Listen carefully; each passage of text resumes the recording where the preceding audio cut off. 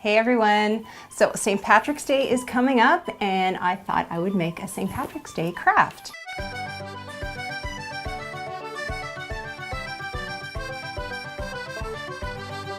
I didn't want to do like the 4-leaf clover or shamrock kind of thing, so I thought I'd go a little more authentic and do some Celtic knotwork. I have this wooden frame and I've had this kicking around my house for years wanting to do something with it. I went online and I found this design. I picked just a simple knot and a little medallion there in the corner and I printed it out. So I ended up cutting it out, and what I'm going to do is put one of these medallions in each corner and then put the knotwork. Actually, I'm going to put it on this side here. The other one is going to go here.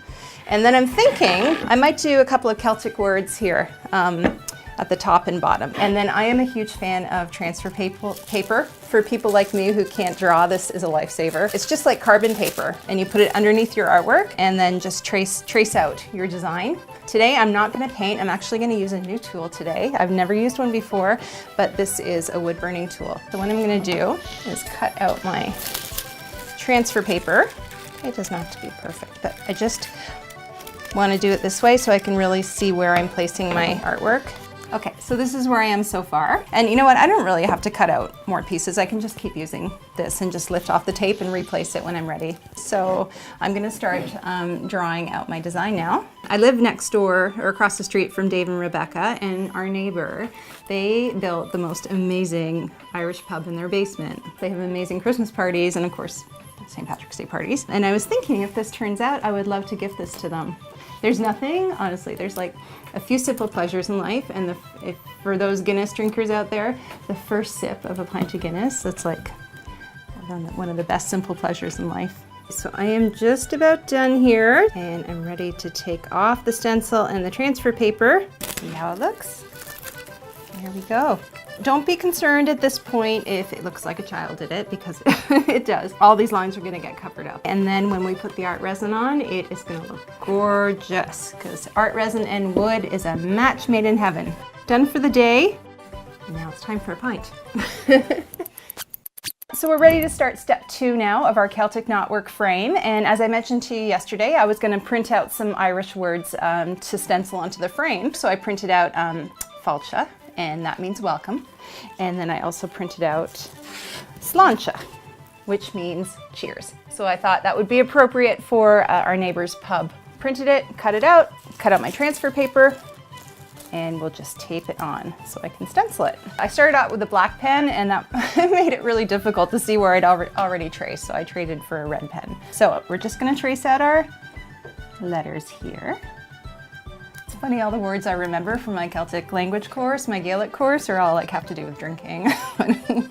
And now I'm ready to wood burn. So I'm just gonna peel off my stencils here. So I think that looks pretty good. So you can see what it looks like here. We've got the stencil all ready to be wood burned. So I'm gonna admit I'm a little bit nervous about using this wood burning tool. I've never used one before, so this is gonna be an experiment. Old lady glasses here for this. And I think I'm gonna outline my stencils, and then I'm gonna fill it in with this guy. Now this wood is pine as well. It's really soft and it burns quite quickly, so we'll have to keep this moving.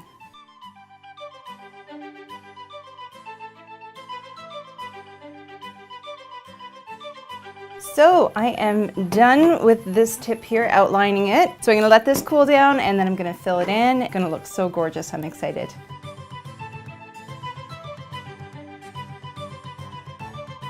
So we have our frame here, and I just kept thinking it would look so nice if the wood was dark. So I'm just gonna try some wood stain on the back, just test it out and see how dark it will be. Oh, that looks so nice. I think I like that better. Okay, decision made. I'm gonna stain it.